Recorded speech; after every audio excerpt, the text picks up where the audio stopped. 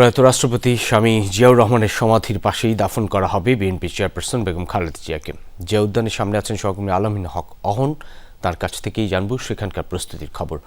অহন, জিয়া উদ্যানের নিরাপত্তা, দাফন কার্যক্রম, সেসবের প্রস্তুতি একটু জানাবেন বিস্তারিত।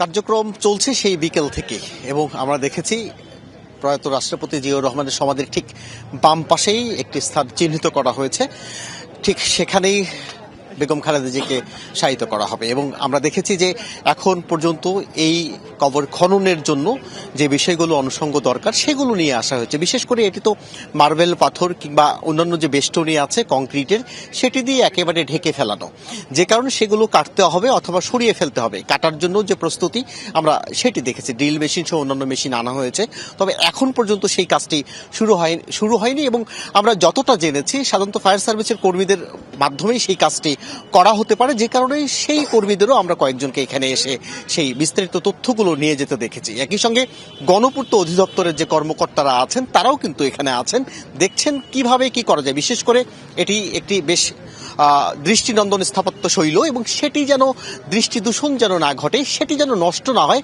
সেটি ঠিকঠাক রেখেই বেগম জিয়াকে যেন শায়িত করা যায়। বিশেষ করে আপনি জেনে থাকবেন যে এই যে সংসদ ভবন, সেই সংসদ ভবনের যে সবশেষ উত্তরের দিকের যে বেষ্টনী আছে, সীমানা আছে, সেখানে মসজিদ এবং প্যারালাল যদি আমরা ধরি তার মাঝখানেই শহীদ রাষ্ট্রপতি জিয়াউর রহমানের সমাধি, যে কারণে এই দৃষ্টিনন্দন অবস্থা যেন কোনোভাবেই বিঘ্নিত না হয় সেই সবকিছু ঠিকঠাক রেখেই বেগম জিয়াকে শায়িত করার সব ব্যবস্থা এখানে চলছে।